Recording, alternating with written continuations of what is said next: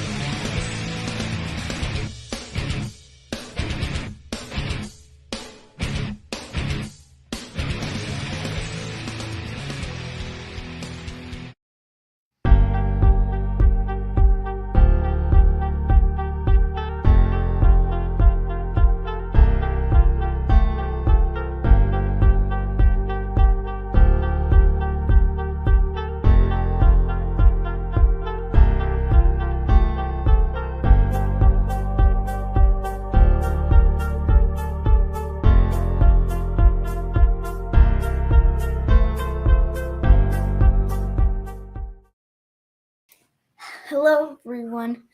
Hey, everyone. Welcome to the Complete Sinner's Guide. This is your host, my dad, and today is my birthday. Woo! Happy birthday, Ivrin! And I hope you can see the banner. The banner that we're Boom. That's how you spell his name. Anybody wants to leave a happy birthday comment for Ivrin down below the video, that's how you spell his first name. And he's turning 8 today. Yes, I am. Happy birthday, buddy. Nice. Happy birthday, bub. Thank you, Dad. Right on. And thank you, everyone else that are my family relatives. Good job. Thanks, bud. Yes, sir. Bye. All right. So welcome to the Complete Sinner's Guide. I'm Joshua Davidson, and this is the other host here is Tyler Fowler, and What today up, we have with us Chase. How do you spell your how do you pronounce your last name, buddy? Orosco. Orosco, Orosco. Gotcha. Okay. Orosco. And he's a author of a fantasy series called The Masters of Eldreon. Is that how you say it? Yes, sir. Right on. I'm glad I pronounced that right. Cool. So we're going to be talking today about being a Christian author and a little bit about your book series. So welcome to the show, and I'm glad that you're able to join us, man. Yeah, thank you for having me. I appreciate it. Yeah. So usually how we open the show is a little bit of introduction. So if you could give us a short intro to you know where you're at and a little bit about your testimony and how you kind of became an author, because it's an interesting thing. It's, you know, a lot of people would consider that a hobby, but you seem to be pretty into it enough that you have a book sale on Amazon. And but by the way, link in the description to the book. Yes. Yeah, my name is Chase. I kind of grew up in a Christian family, you know, just a standard Christian home. And I was really lukewarm in my Christianity. I never really, I just went to church because my parents went to church and stuff. And around 2013, so about 9 years ago, I got kind of hit in the face with my lukewarmness. And I started ever since then, I started just going to church every single day. Because around 2013, I was kind of on my own. I was no longer going to church because I was doing my own thing kind of thing. And the only reason I went to church as a kid was because my parents took us to church. So I just stopped going to church. And then that happened. And, I've just kind of been on a journey ever since, ups and downs and everything like that. I've always had a love for drawing and writing and stuff. I mostly drew characters. I started out drawing little characters like Dragon Ball Z characters in school. I never really paid much attention in school. I was just drawing little characters on my papers and stuff like that. And then I started kind of developing my own style in drawing, started making my own characters based on like Final Fantasy characters and stuff. And then I started giving them names. And then pretty soon I'm developing backstories to them. And the next thing I know, I'm writing about them. And so I kind of transitioned from like drawing to like writing, and just kind of, and it's just something that just happens, like it's just looking back now, I consider it a gift that I have from the Lord, and I've just always loved to just make worlds and stuff and things like that. So that's kind of basically the rundown of how I got to where I am today. Very cool. Yeah, I also draw. Probably not the same way that you do, but when I was in high school, I used to have I call it a comic book, but really it was kind of like a little, like single page strip kind of comic. And it was about the Grim Reaper and all the things that would make him irritated. And so, I used to draw and make characters and things like that. But a lot of the time my drawing would end up being drawing monsters and, just really, really odd things that, I'd never really drew still life things. I was never very good at drawing humans. I always just drew monsters, So yeah, same there. But I never really did get into writing in that way. But I do have a deep love for storytelling, very verbal. So, I tell my kids stories. My son was just out here. I tell him stories all the time.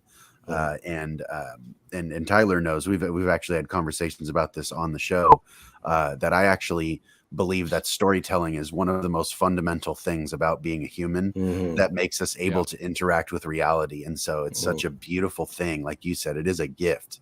It's a gift from God to be able to take, let's say, like distill reality down and then bring it into something that you can make and you can use. And I think that that's beautiful. It's a really cool gift, man. Yeah, absolutely. And like for me, kind of it reminds me of just how when I read scripture, I'm always reading it as God's telling a story, and in scripture has all kinds of elements of storytelling, and I think it gives us a good blueprint of how to tell stories.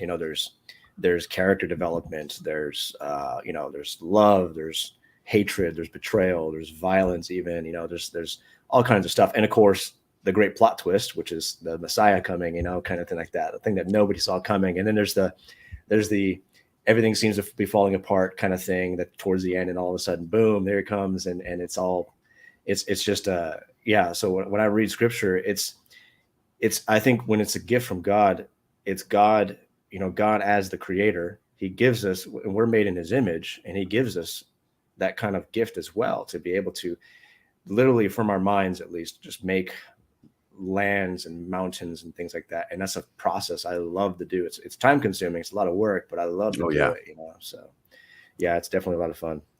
That's it. Yeah. And like you said before, it's an incredible experience, but it's something that, you kind of have to devote yourself toward it. It does take a long time, and it takes a lot of detail and a lot of like purposeful effort. Like, some people are like hyper creative. I know that one of Tolkien's writing styles was just kind of, let's say, to allow the story to occur to him. And man, I'm creative, but I can't exactly do that, But I was gonna ask you, do you have a favorite author? A favorite author for me, if I had to pick one, because believe it or not, I don't consider myself a very avid reader. But if I have a favorite author, it'd have to be C.S. Lewis. I've probably read more. I've probably read more C.S. Lewis than I have anybody else, even Sproul. And I love Sproul a lot. But the difference between Sproul and C.S. Lewis is most of Sproul's books, even though Sproul had a lot of, obviously storytelling books and stuff like that, but most of his books dealt with, theology and philosophy and things like that, doctrine and whatnot. That's not really novel writing. And so for C.S. Lewis, even when C.S. Lewis isn't writing a novel, he's writing in that very poetic, sort of voice that he always had.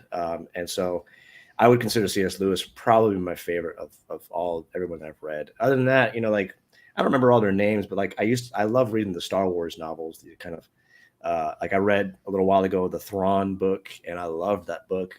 Timothy Zahn, I think, is the guy who wrote that book. Okay. I love that writing style. I base a lot of my writing around his writing style, even though I love C.S. Lewis a lot. I love the Timothy Zahn books because it was just, I don't know. I really took a lot from reading those books, how to write a story and express the story and stuff like that. So, but C.S. Lewis definitely is going to be my favorite. Nice. Yeah, I'd say that that's definitely my favorite author too. I've listened and read, you know, so many Lewis books. I could probably quote half of them from memory. The Space Same here. Trilogy, bro. Yeah, You got me yeah, turned Space on to the Trilogy. Space Trilogy. What about you, Yeah. Tyler? Do you have a favorite author? Well, I was kind of thinking about that while you guys were talking about it, and the book series that stands out to me is one I really, really enjoyed that I listened to a while back on YouTube, but it's the Miss Peregrine books. I forget now off the top of my head who the author is, but Miss Peregrine's Home for Peculiar Children is the name of it. They And made a I don't know movie if y'all's- adaptation of that, They didn't they? did.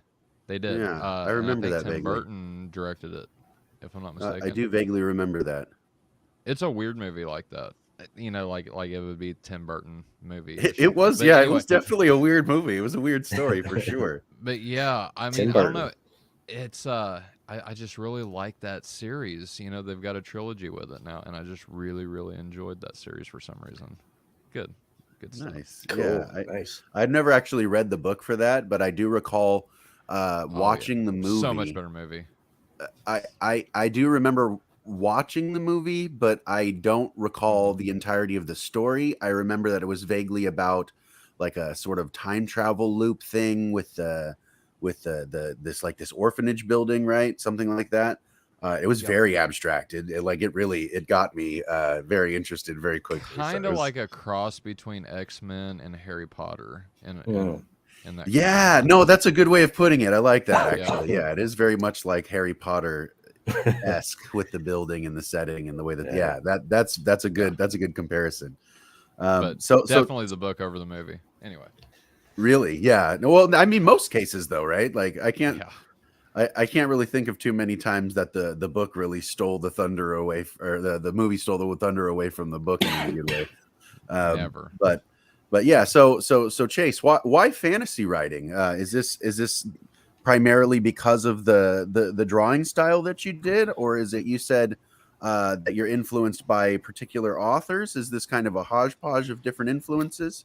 Yeah, there's a couple of reasons why. One of the reasons, again, yeah, like you said, is the characters that I drew.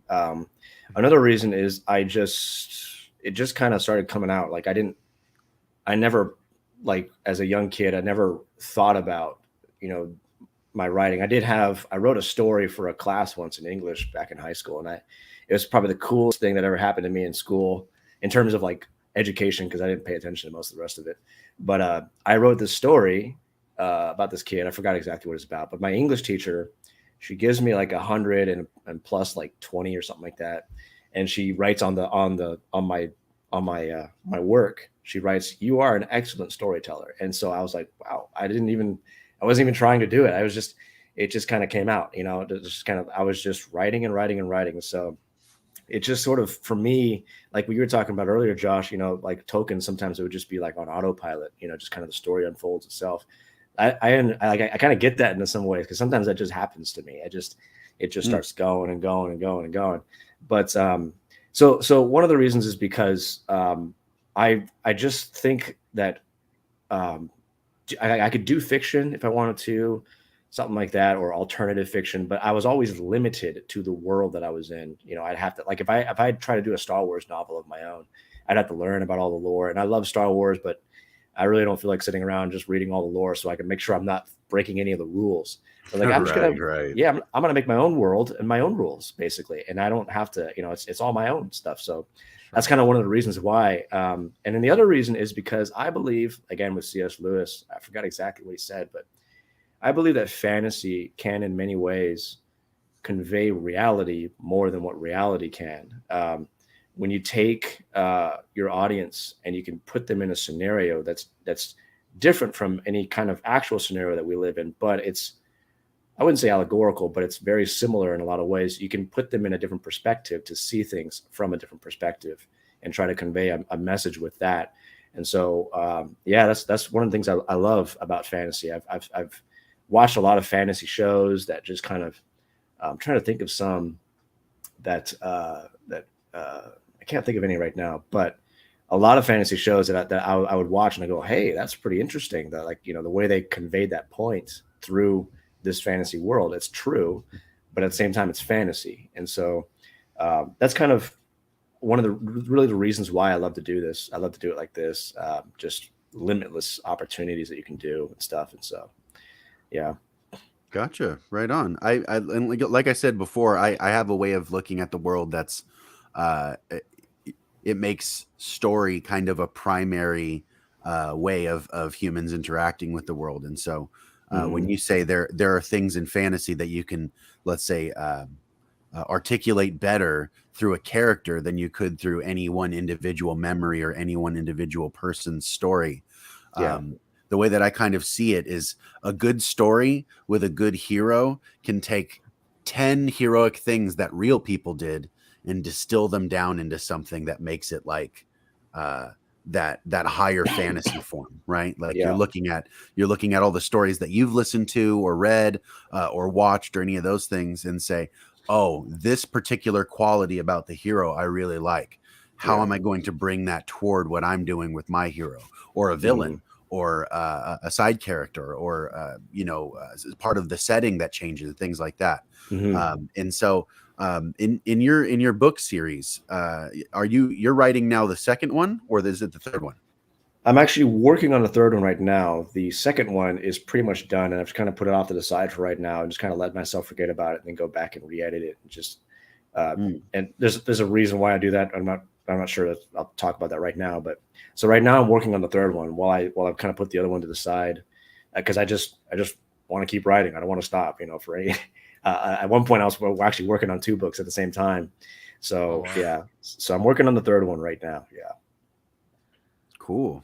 Yeah, fair enough. And how did you come up with the idea of the I remember you had mentioned that it has kind of a steampunk aesthetic to the world that you've created. How did you come up with the idea for the world building that you're using? So the steampunk idea was actually brought to my attention quite a while ago, back when I was first starting this whole story. I had a friend who was reading a lot of my stuff, and that was back when my writing was absolutely atrocious. It was really bad. Oh yeah, it was so bad. But he started asking me questions about, so what kind of world does this exist? I never thought about that before. I was just kind of going and going and going, and I started thinking about it, and then he started raising, like, do you want to do it like in a steampunk idea? And I started looking into steampunk, and I was like, oh, steampunk's kind of cool looking, and over the years, as I kind of, started learning more about, the world and stuff like that. I love history, and history is also another one of the reasons why I love to write. Try to teach historical lessons through story writing. Take real historical events, sort of convert them into a fantasy thing. People can read it and see like, oh wow, that's horrible what happened there, and then maybe someone can go, that stuff like that actually happened, kind of thing like that. But the steampunk idea, I love the idea because it's sort of, it starts up in our version of the Industrial Revolution kind of thing. And I call it, in my story, I call it the Industrial Era. It's sort of a modernizing world. And so when you look at our history, the Industrial Era was giving rise to a lot of, Immanuel Kant and, Karl Marx's Marx kind of stuff. And other, very new ideas that were coming into the world, materialistic ideas, really. Yeah. Because science was coming to a point where people began to wonder about, how much influence does God really have in the world? Like skepticism began to rise around that time. Well, it's always been there, but like especially in the pre-industrial era stuff. But it started really getting more steam, as it were. So I wanted to kind of talk about that in my story. I wanted to sort of ask the question, as the world modernizes, what place does the divine, the supernatural, have in the world that's modernizing? Because it's a world of magic in my story, and magic has always been understood as being a divine gift. Well, what if the world of magic started encountering a modernizing world? Because you typically see like fantasy in just sort of a medieval kind of setting, kind of like that. Well, what happens when it starts to modernize? What place does magic as it were, play, or the supernatural play in a modernizing world. So that's one of the reasons why I like to do the steampunk idea. But yeah, the basic idea developed over time. Like I guess, like I said, when I got saved, and then I went through a couple things, like when I got saved, I didn't think much about it, like how it was going to affect my worldview at the time. And then the Lord just kind of knocks me on my feet and makes me realize, this is serious stuff, kind of thing like that. And so I started filling my head with guys like Francis Schaeffer. I read his book, How Should We Then Live? And that just like blew my mind. And so I started wanting to take the ideas that I got from Francis Schaeffer in that book, put them in my story. And so I basically reworked the whole thing, because again, like when I was first writing it, it's just sort of existing in a vacuum. It was just kind of doing its thing. There was no real purpose to it. And that's why a lot of the writing was bad in the early. I still have some of my early writings. I go over every once in a while and just reminisce on how far I've come in writing. But you should release them at some point. I might do that. I might do that. Yeah, because when you look at that compared to what I have today, I'm not saying I'm a great writer or anything like that, but there's definitely a difference in story structure and stuff like that. I'm more aware of that kind of stuff. But I wanted the story to have a more purpose, not just simply writing a good story, but a story that has a purpose, has a meaning, is conveying a certain message. And so I reworked everything. I wanted it to be God glorifying, not just me just writing for just writing's sake, So that's kind of where the idea began to develop into what it is today. Right on. So I got a question. So I've never read your book, Chase. I want to read it now. I'm very interested in it. But can you give us a summary of what Masters of Eldreon is? Okay, let me see if I can do this in 5 minutes. I'm going to try my best. But so and I actually in the book, I used the prologue to just info dump like the lore, the background to everything, But the idea is that there's in the beginning of time, I have this idea of gods, and then there's a supreme God. It's kind of like the Greek stuff, almost sort of thing. And then the supreme God, and he gifts magic to the world. They create the world, and then they gift magic to the world to sort of convey their blessings upon the world. And they put mankind. And by the way, mankind in my story, it's not just like men, like in Lord of the Rings. It's men, elves, dwarves, and I have sort of a cat-like people called Comorsian. They're all mankind. I and that's modeled after my view of we're all created in the image of God. We're all human beings. So they're all human beings, but they're kind of different races in many instances. But so that's that one little point. But he gives magic to the elves, especially. He chooses the elves. God chooses the elves as his special people to destination. Well, I was actually thinking more of like they're kind of like more of like my version of like the Israelites, the Jewish people. Yeah. So they're God's covenant people, and there's my version of Jerusalem where they kind of dwell. This is all in the ancient world of the story, and eventually they fall, like in the Bible. They fall and they fall from grace, as it were, and they're cast. Use the magic. Yes, and they cast. They're cast out of the promised land, as it were, and they're scattered about the nations and stuff. I have scriptures in the book too. I don't delve deep into that too much, but whenever it's needed, I'll put it in there. But there's like holy scriptures about prophecy. There's prophecy in the story of eventually, like when God's going to restore all things, kind of like that. But the elves are scattered, and as the elves scatter, they kind of intermingle with the rest of the world. And magic is sort of, not everybody can use magic in my story. Only it's kind of like Avatar sort of thing. And it's very I draw a number of influences from different stories I really like, but it's very genetic, like the transfer of magic from one generation to another. It's genetic kind of stuff like that. All elves are magic capable in the story, but not all the rest of them are. But anyways, so after that fall, my sort of version of Jerusalem is now kind of wrapped in a storm. No one's allowed to get in.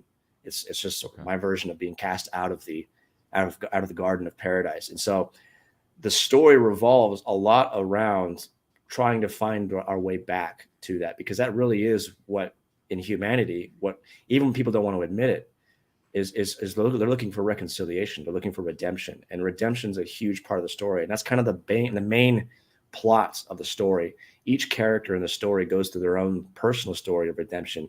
It all kind of comes back to finding our way back to the promised land. And the other thing too is that, excuse me, with magic, with the fall, the magic now is as much of a blessing as it is, it's also corrupting. So a master that uses too much magic will begin to become corrupt. And it's literally in the story, it's literally called corruption. And it starts out kind of small. It starts out small. It starts out sort of like a tingling in the arm and stuff like that as they use their magic. They use, there's a potion in the story called Volum. I don't know why I called it that, but I just called it Volum. Kind of like Gollum, but just Volum. Yeah, right. Yeah, I don't know why I called it that, but you could take that potion and it kind of cures your corruption, but you have to do it when the corruption's not too bad. If it reaches stages, if it reaches a certain stage, point of no return, sort of a point of no return, and you have to seek stronger means of restoring that. And if you don't cure, if a master, they're magic capable people, but they're called masters in the story too. But and hence that's why Masters of Eldreon. But if they don't take the potion after a lot of usage, it begins to, now you see their veins begin to darken and their skin begins to dry up and they begin to bleed. It's almost like leprosy starts to take over. It starts in the body physically, and then it begins to infect their mind. And they begin, it's sort of my way of symbolizing hardening your heart. The more and more you lust for power, and more you lust for self-control or self-gain, kind of thing like that. And you just, now with it though, they gain new powers. And so if they can resist the temptation to gain new powers, that will make them stronger. So they can give in and continue to just let the corruption infect them, and they can become more stronger, but they're also more and more infected. It begins to destroy them from the inside out. But will it kill them ultimately? Eventually it'll kill them. So the trade-off is, it's kind of like the devil saying, I'll give you power, you give me your soul, kind of thing like that. Right. But they could also resist and try and fight it, kind of thing like that. But that's kind of the basic idea of the whole story, kind of thing. But there's more to it, but that's basically it. All right, who's your main characters in the story? That's a good question. Another good question. I don't have a main character. I have a couple kind of main characters. I like to say that they're characters that take precedent when the story needs it to be. So I have one. His name is Stratos. I kind of took it from Kratos in the God of War. I just put S in there and just Stratos, kind of like that. Nice. And then I have another one named Anastasia. Her name used to be Alma. I don't know why I named it that, but I changed it. I love the name Anastasia, but I was like, how could I tweak that to make it my own? I just came up with Anastasia. You know what? I didn't know that until a little while later. Yeah, I'm like reading. I'm in church. Yeah, I'm reading at church. I'm reading in the Greek, and I'm like, Anastasia. What? That's kind of like Anastasia's name. It's like, wow, I should try to put that in the story. So I'm gonna try and see if I can do that. There you go. Anastasia is an elf. She's part elf, and part like sort of man-ish, like not gender man, but like yeah. You'll see when you read the story, but she's only half elf, and so because she's half elf, she's not seen as a pure blood among her kin that she grows muggle. Up. Yeah, so the elves, the pure blood elves that are with that she lives with, they don't regard her as pure blood, so they don't like her. And they're jealous of her because she has a special power, and she doesn't know where it came from. She doesn't even know her own origins. She's not actually part of this clan. She was adopted into the clan, but her peers see her as privileged because of this power. That's the only reason the clan let her in. So they don't really like her too much, and nobody else has this power. There's going to be a few people who do. Like she thinks that she's the only one, but it's gonna it's not exactly going to be the case. It's my people. yeah, kind of thing like that. So she goes on in the first book's about her, the Master of Gears. And in the first book, she goes on a quest to stop a mysterious figure named the Black Priest. Now, the reason why he's called the Black Priest is not because he's black or anything like that, and he's a priest. It's because he's a mysterious figure who uses black magic, as the legends say, to destroy darkness in the world. And hence, like, priests typically are known for, fighting demons, stuff like that. Yep. But it's with black magic. So that's why he's given the name the Black Priest. And he's a mysterious figure that you learn about as the story goes on. And Anastasia begins to learn more about him. as she goes on her quest, she meets a girl, a little girl named Bastilina. And Bastilina also has a unique gift that Anastasia doesn't really understand too well. Anastasia takes her under her wing. Bastilina is she's going to go through she's another one of my main characters. So she's going to go through a lot of stuff as the story evolves, it unfolds. Stratos is the other one that I'll just mention here, because there's other main characters, but I don't really want to spoil how they're introduced and stuff like that. So, but Stratos he's sort of an outcast. He's living in my version of the Wild West, and he's trying to find his way, as it were. He's got this group of outlaws that he's with, and they've really messed him up in a lot of ways. He has a father figure in the story, and his arc sort of involves learning to or trying to find, because again, redemption. Stratos' redemption is in a lot of ways trying to find a good father figure, and the father figure he has is not a good one. And so because he has this kind of father figure, it turns him into sort of a not so good guy. And and as he goes through the story, he meets this guy who's sort of the opposite of the father figure he has. And so there's a contrast between two different kinds of dads. And Stratos kind of has to choose one or the other as the story goes. And his arc involves him kind of growing into being more of a man and coming to his own kind of thing like that, accepting who he actually is. Because he does have a past that's, you learn through the story, that he's hiding from. It's almost like Aragorn sort of thing. But you learn it as the story goes. But those are some of the main characters in the story. Gotcha. One more thing, man, and Josh, I'll hand it back over to you, brother. But so you guys have seen God's Not Dead. Is it kind of like that where you've got different characters where it's focused on them for a certain amount of time, and then they're going to like run into each other at some point? Their paths are going to cross. Or how would you describe that, Chase? Yeah, that's actually basically what it is. So okay. It's the first book is about Anastasia and the people that she meets and becomes friends with. Second book is about Stratos and the people that he meets and comes. And the third book is when they kind of clash, and they don't clash in like they all become friends or that. It's like literally they clash kind of thing. It's almost like Avengers Civil War or Captain America Civil War kind of stuff like that. Because I don't want I want each character to be their own. They don't just get along or anything like that. They have their own motives for the things they do, and sometimes that causes them to come in conflict with one another. I like that kind of story structure kind of thing. Yeah, I love it. It removes the black and white, because real life isn't really black and white. It removes that black and white, that kind of thing like that. So that's kind of the basic idea. I love it, man. I'm so gonna go get your book now. All right. Link in the description. Yeah. It does kind of build somewhat of a head turner when you describe it that way. And I really, thank you very much. That was really cool. I appreciate that. Oh, I hope it wasn't too long. No, not at all. Not at all. This is ultimately the point of the conversation, to just kind of get the bulk of your idea out, and then kind of draw out of it some of the things that you just said, which was, these different patterned elements about, how real life intersects with the fantasy, how the fiction is actually informed by basic real life scenarios. Somebody has a dad less than optimal. It's like, well, okay, that's a real story. That's true. Like that's not only just fact because it's anecdotally true for some people. It's actually true because bad fathers exist. And so that's where fantasy ceases to be just a metaphor or something. It's like it is real. And so do good fathers, and to see the way that some stories kind of incorporate things that are let's say kind of the bar between like your Stratos. Yes. What's his name? Yeah, Stratos. Stratos seems like he's riding the cusp between becoming a hero or becoming a villain.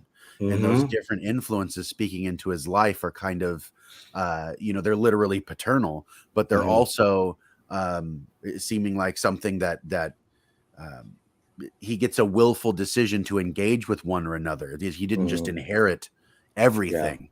Life kind of comes at him, and he seems to engage with it, back with it, right? Yep. So those kind of story, that's the kind of story that really hooks me personally. Is because when you can see those things that hey, this is my life being played out in front of somebody, and I haven't gotten to this part in my story. Let me see what they're going to do with it, right? And that can be so invaluable to real people reading about fictional people, and that's how we learn and identify with these characters and really fall in love with them in the story. So I deeply appreciate that kind of depth to the character. Like that's a really big deal. So spending time on kind of elaborating how that plays itself out in the story and how purposeful it is really that's where the sap is. That's where the meat is, so where are you now in the story? Like at what point in the progression of the story are you reaching now in the thing that you're developing? You said you're working on a third book. Yes. So are you to a point where these characters, these disparate individual stories that are existing in a common space, have they intersected yet?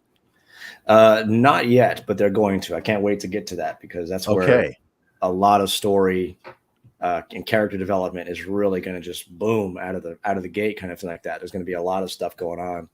And so right now I'm kind of building up to that meeting point of these characters, because Stratos, he comes into contact with an individual and Stratos becomes attached to this guy in a lot of ways.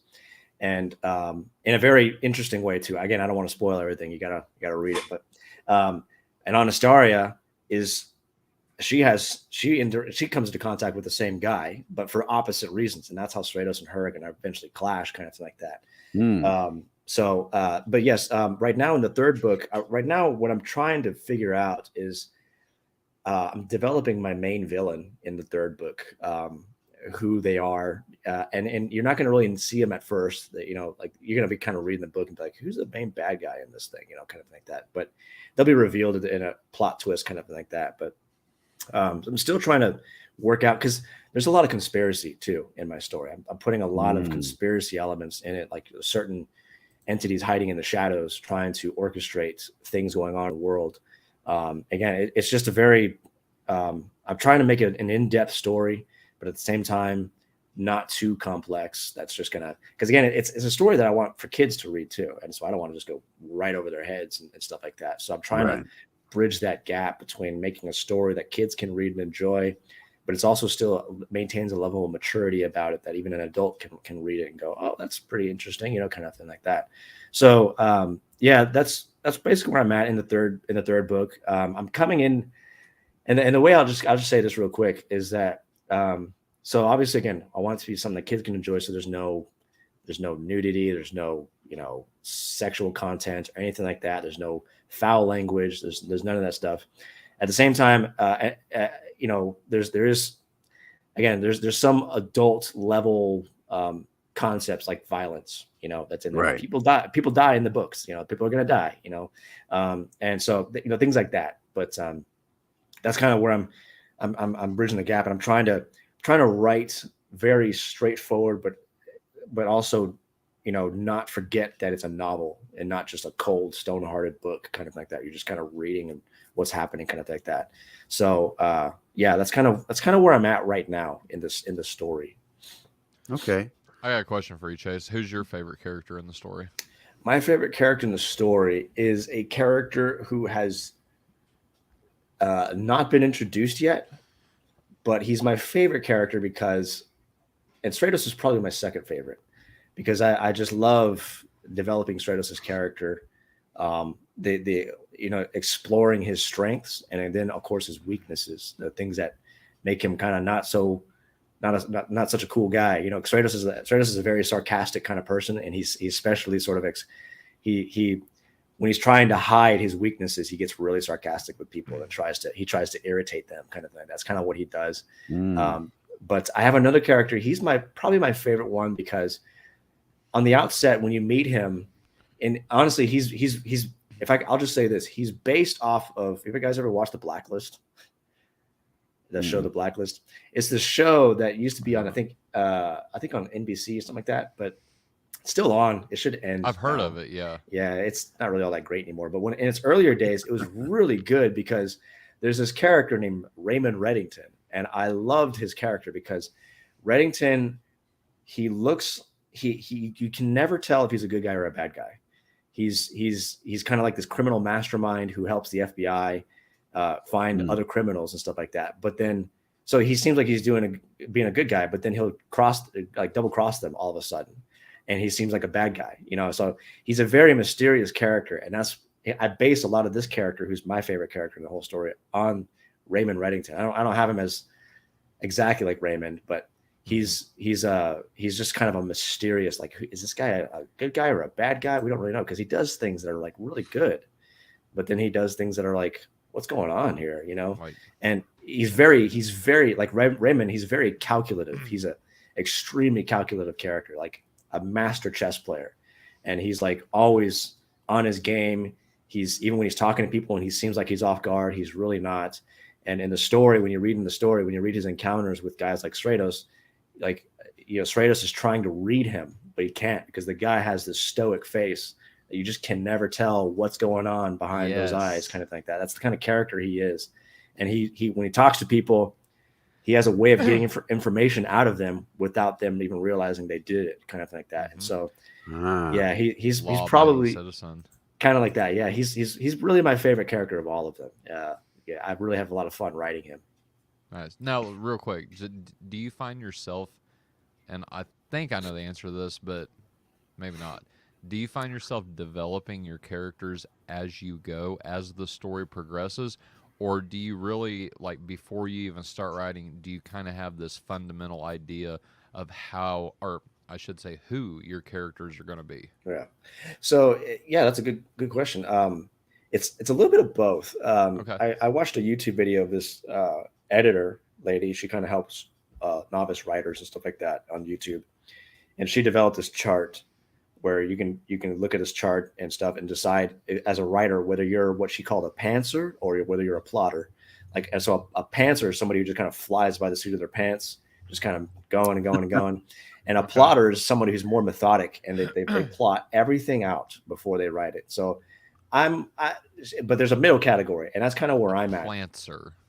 Yeah, pretty much. Yeah. So I do a little bit of just kind of let the story unfold the characters, but at the same time, I do have an idea of what I want my characters to be like in the story, whether I want them to be cynical characters, whether I want them to be sort of loudmouths, you know, think through things very well, or whether, again, like that other character, like this character I was telling you about, very calculative in what he'll do in certain scenarios and stuff like that. So it's a little bit of both, and it's hard to explain, really. I mean, I don't really know how it works. Just sometimes, again, it just, I just go, oh, that'd be a good idea.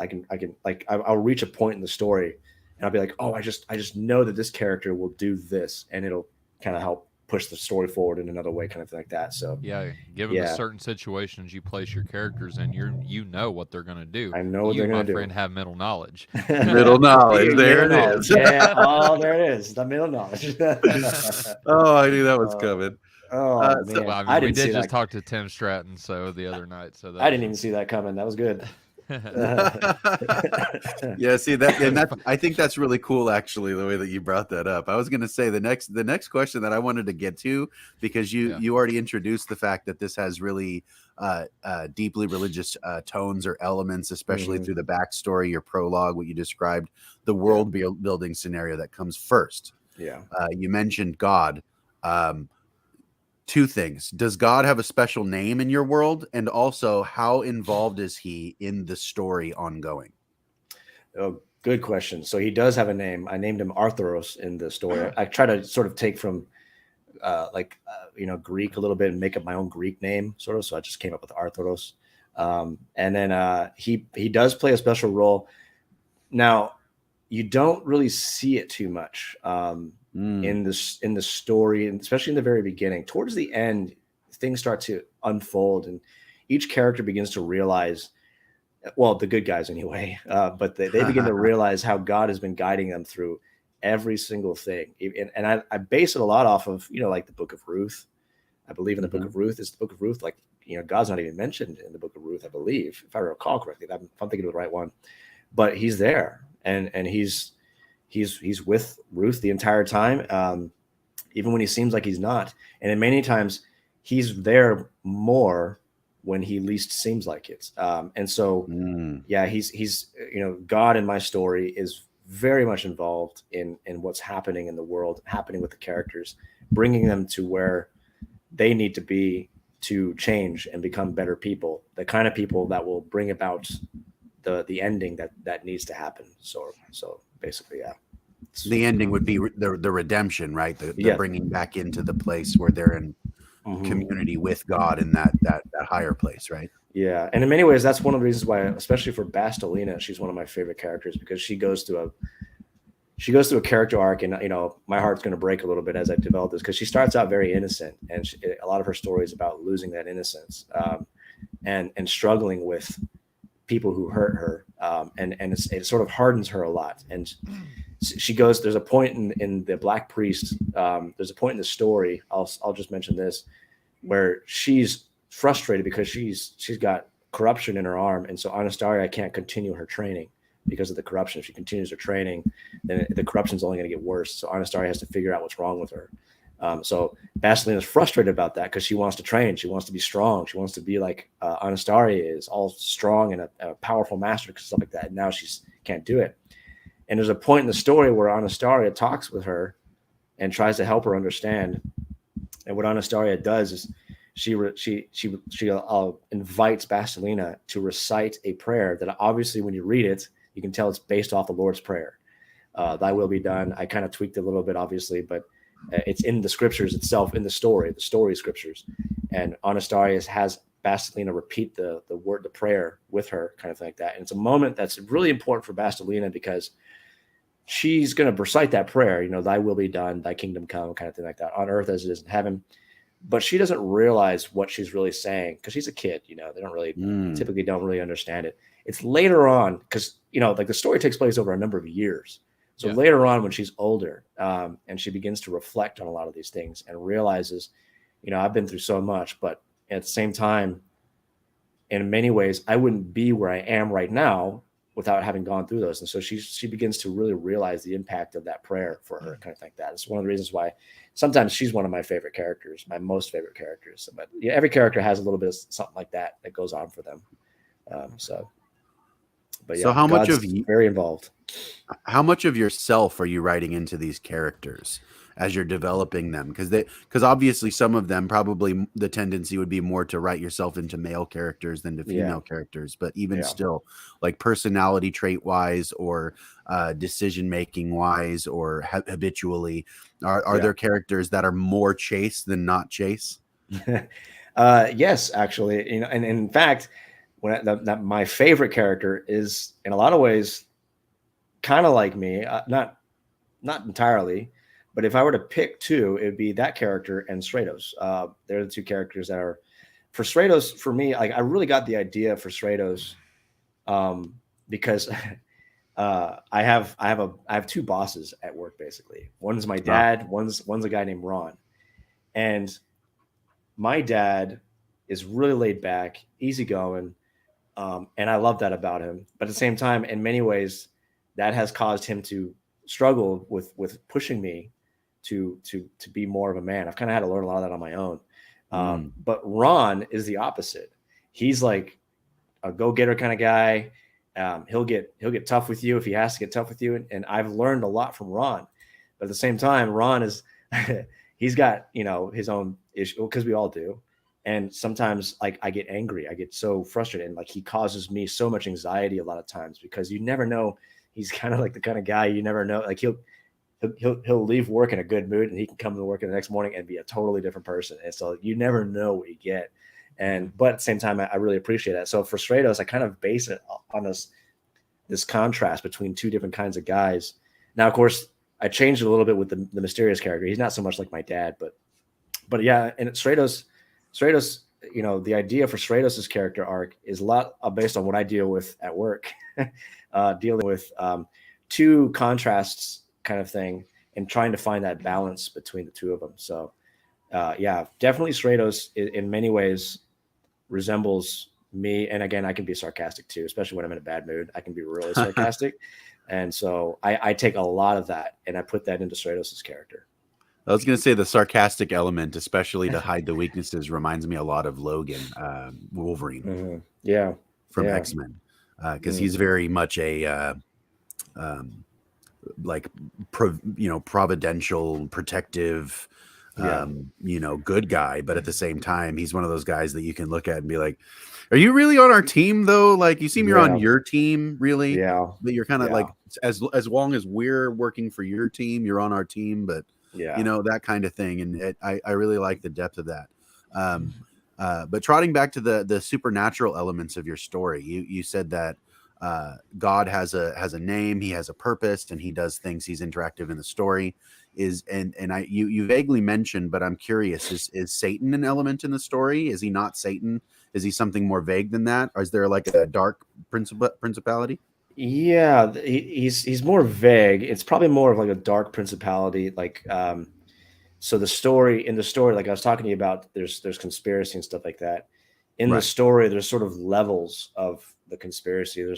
There's sort of just what we see, which is kind of like just politics, you might say, just doing what politics do. And then there's a deeper Right. level of of corporate stuff going on, which we see in our world. That's also in the story. But then beneath that is the demonic element behind everything. Now, whether there's no real central demon figure, but there's just demonic forces that have been chased out of the world as when the story takes place. But were they really gone, or did they change their tactics and begin to sort of hide a little bit more in the shadows and trying to influence everything, kind of like that? So that's probably the better way to describe it, is that it's not so much a single satanic demon running around, but it's a demonic essence sort of influencing people who are obviously the bad guys in the story, kind of thing like that.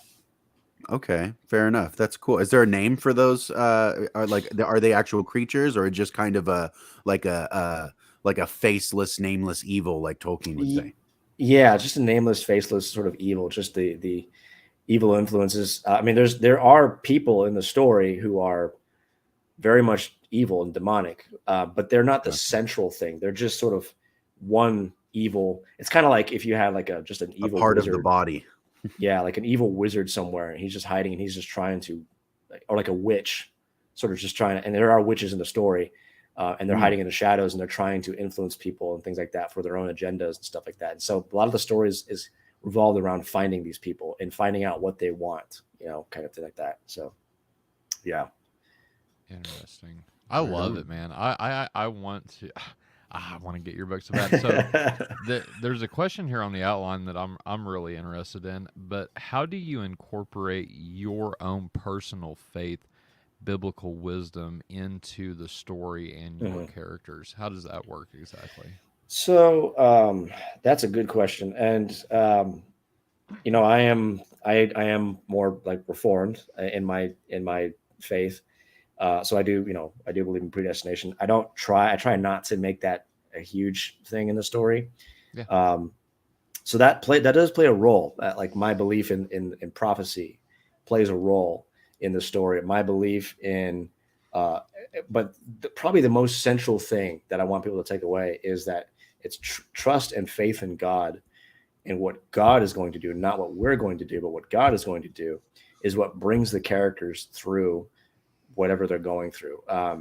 There is a moment of sort of baptism sort of thing where a character gets, kind of rushed with water, and it sort of represents baptism. And I made it as sort of open-ended as I possibly can to include whether you're Baptist, Presbyterian, or Lutheran, or whatever.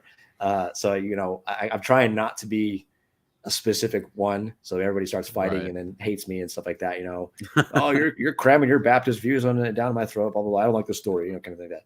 Just baptism in general is there, and at least for me, in my interpretation, whereas like a Lutheran might see it differently, but my interpretation, the baptism is representative of saving faith, of now having been part of God's family in essence. And there's a character in the story who comes to a point where she recognizes that she can't do this in her own strength, and she's got to trust God, what God is going to do. And when she does that, when she places her faith in God, it's kind of like Abraham, when he places his faith in God, Now that's where it changes everything, kind of thing, So yeah. Gotcha. Right on, That's man. really Right cool. I on. like that. And the baptism element is actually really cool also. Yeah. And it's interesting because for me, this brings in a whole lot of things that I've considered and we've talked about on the show before, especially because, like I said, this narrative way of looking at reality and how we interact with it, Yeah. for me, draws out of stories a lot of things that make them, let's say, much bigger than they normally would be, like that Yeah. baptism element, right? Especially as an element of participating in something that is larger than yourself, right? Yeah. But it's cool because if you have the representation of the sacrament of baptism, is there anything in the story in which you incorporate the more corporate elements? Because baptism is very individual, Yeah. and things like the Eucharist or communion are corporate elements of our Mhm. participation with Yeah. God in the divine life. Is that something you also incorporate? Not yet. I might try to see if I can do something with that. I Something haven't for the really, third book. yeah, I haven't reached that far just yet. And in fact, the Okay. one I just mentioned you about the baptism thing, that doesn't even happen until like way later in the story. It was just kind of, I was like, oh, that'd be a good idea to do that, and it's not to diminish, obviously the supper. I love the supper, the Lord's Supper. But yeah, I haven't figured out a way. I could see if I can try to put that in there in some way, shape, or form, but I haven't figured out a way to exactly do that because, the thing that I'm trying to figure out, because there's no like atonement in my story. There's no propitiatory sacrifice kind of thing like that. It's just trusting God, kind of like that, and I've thought about how I want to put that in there, but I'm like, how do I put that in there without it sounding way too Christian? Like I want it to be Too Christian, obvious, yeah. too obvious, kind of like that. I don't want it to be. It's kind of like Token, where he just conveys certain truth without just sort of out in the Oh open, kind of man, like that. Yeah, kind of like that. you So know, that's you kind could of have yeah, like in one way just a thing that popped in my mind, like subtle it. Make it kind of subtle. In you was talking about the corruption earlier. Make it in some way where whenever this one person dies, the corruption from the other person kind of goes away. There's only one way to get, as like so someone that's totally far gone. Like make that the last ditch effort. It yeah, takes a life to cure someone totally corrupted. yeah. I could see what I can do about that. Something like that. I'll think about it. I'll definitely think about it. Yeah, for sure. Well, Yeah, and here's my Tyler's gonna write question a for you. story now. Yeah. I'm gonna get Now on it. go No, for it. Go for it. I do have a question for you though, and I think it's important, especially since you brought up. I mean, we both are Reformed, right? And so here's my question: we had Chris Date on a while back, and he gave an analogy of determinism and how the Calvinist traditionally views God's sovereignty, human responsibility, this, that, and the other. Mhm. My question to you is, do you see similarities whenever you're writing a story that actually are synonymous with reality? And what I mean by that is, do you the way that God decrees things to happen Mhm. in real life, right? Is there a similarity between that and the way you decree someone to do something in Mhm. your story? Absolutely. Okay. Yes, that is very important for me when I write, and I've often used the analogy of novel writing. I'm kind of the decreer of everything, even though each character is just kind of at the same time doing their own thing. I don't, like I said, I don't make that too big of an issue, kind of thing. Yeah. Like again, if you're a Molinist, you can still see it in that way, shape, or form as well. If you go down that route. But yeah, for me personally, that's the way I view it. Again, like I said, when I do, it's the same thing for me when I'm reading scripture. I read God; He's telling a story. Each character's doing their thing, and it's all part of what God has decreed to happen. But at the same time, they're really doing those things. And again, that's the mystery aspect, I guess, that I guess we can't really see that kind of thing happening, sort of. So yeah, definitely for sure. I gotcha. I got it. Because I see a lot of similarities between it. like we were talking with Dr. Stratton the other night, you know, about how God has mental knowledge of the things that we would do in certain situations. It's really the same thing with you. Whenever you're writing your story, you're developing your characters, you know what they're going to do in the situations that you put them in, because this is all stemming from your mind, right? Mhm. And so I really like connections like that, to where it really shows, you know, what's going on. And I know we're humans. Whenever we write a story, it's not the same as what God did whenever he decreed to create, right? Mhm. But it's similar and Mhm. and you know, scaled down a little bit. And Yeah. so anyway, that's just my thoughts on that. But Josh, Yeah. what you got for us, Well, brother? I was gonna say we just came up on the hour mark. I don't know how much mental energy you have left to keep going, but I did want to ask you um, more more particularly back on the storytelling level and the world Uh-huh. development, because you mentioned things like prophecy. So Mhm. how much of a role does something like symbolism play in your story? Are there like does each race or nation have like an insignia that Yeah. represents them? Is there a way that in which the magic kind of is more of a religious experience where they have to do certain rituals in order to participate Mhm. in it and things like that? Mhm. Ooh. What role does symbolism play in your world development? Yeah, that's a good question. It's, I guess you can call it symbolism because while I'm creating my own world, it's very well based on our actual world. I'm not really like creating my own cultures. I'm sort of taking cultures that already exist and just kind of giving them a new name, and a kind of a bit of a different religion. And religion is very important. So I have my Muslim kinds of people who are in the deserts and stuff like that most of the time. Mm, And I do it like that mainly because I don't want to be like too far from reality that it can't even relate, kind of thing. Like I want you to sort of see how like it's not too hard to see, like there's a connection point in the story Right. between reality and the fantasy world. Kind of like what Paul does, when he says, to the Hebrew, I'm a Hebrew, to the Greek, I'm a Greek, kind of thing like that. Uses mhm. their lore, as it were, to sort of convey those truths. So it's kind of like that. But in terms of the symbolism, I don't actually put a ton of focus on the symbolism. It just kind of happens, I guess. Like certain parts of the story where it just I go, hey, that actually is very reflective of this or that thing, kind of thing like that. Again, it's just one of those things, I guess, that it's it's hard to explain. It just kind of happens. It just sort of comes together. Um, the big symbolism, I think, is again when you think about the Holy Land, as it were, in the story, which the name of it in my story is the Arrogelden. It's this like little series of islands in the middle of an ocean, and it's surrounded by land.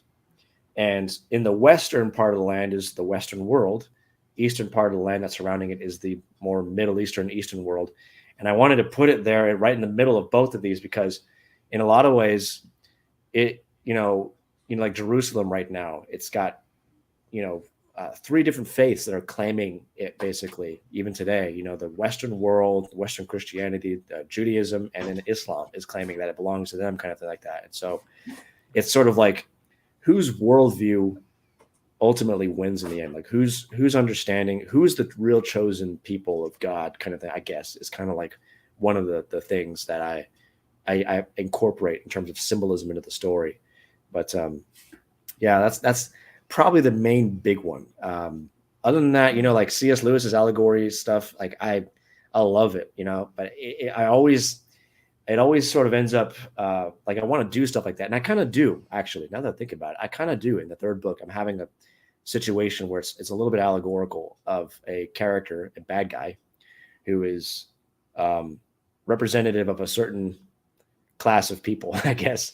If that's the right word to say, that's the right way to say it. A certain worldview, as it were, very postmodern, very that kind of stuff like that. And it's symbolized in a villain that I have. So yeah, so I guess when I think about it, there are some elements where I deliberately put symbolism into the story to convey a certain truth.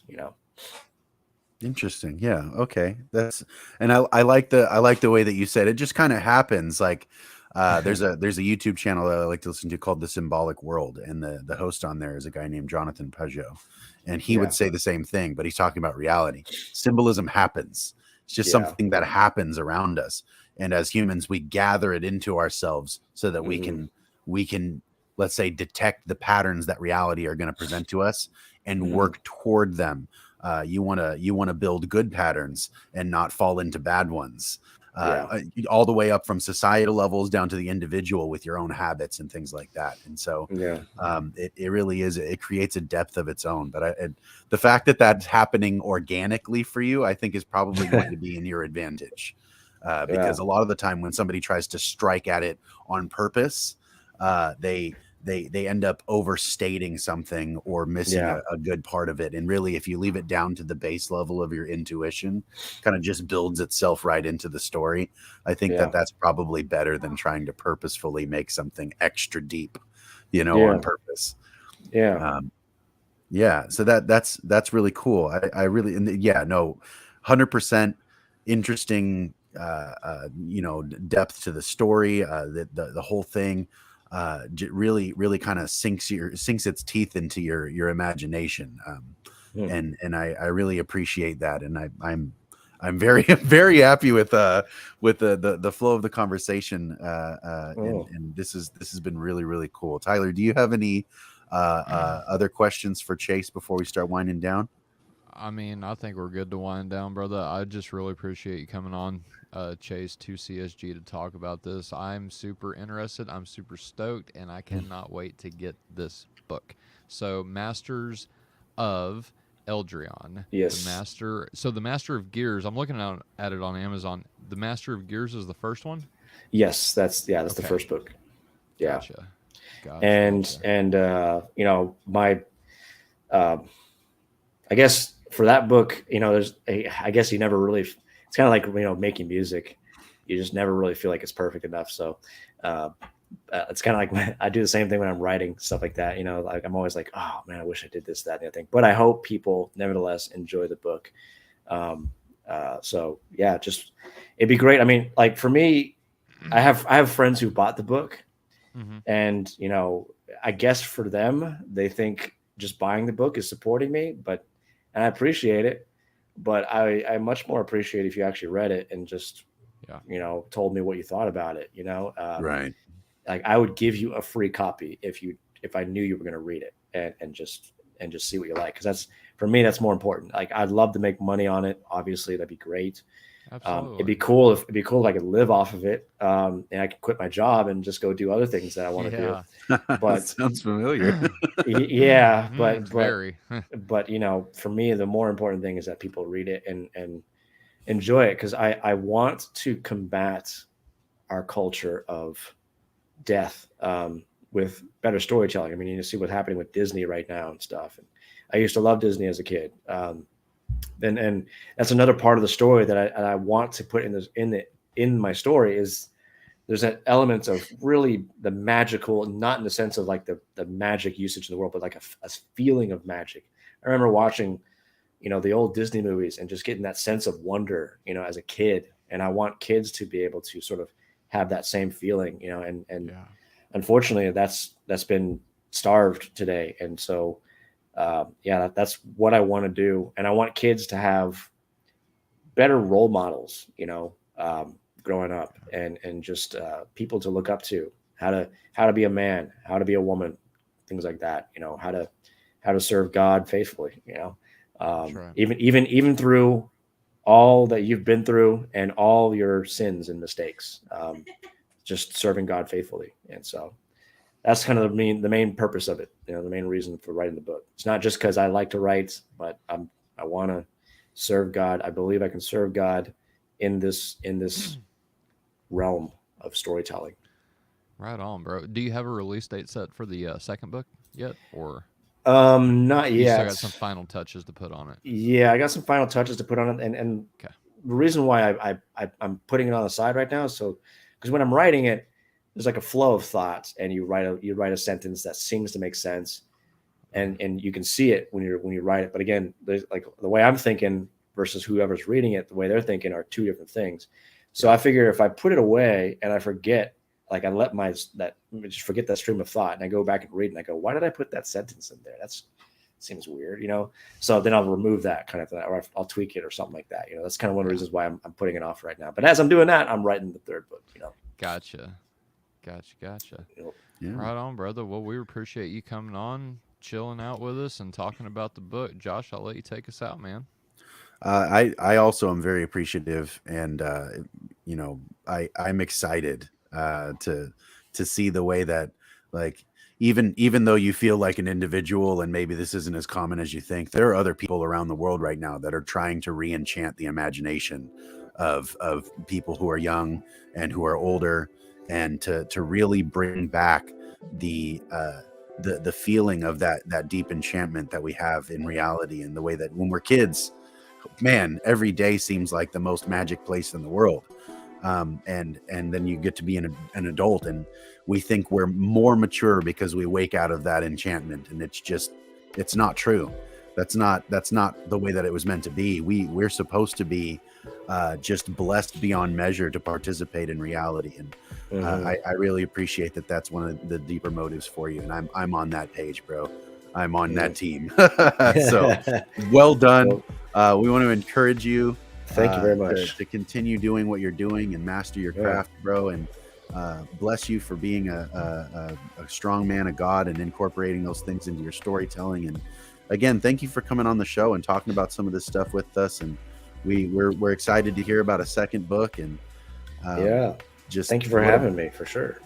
Yeah, and it was a real blessing.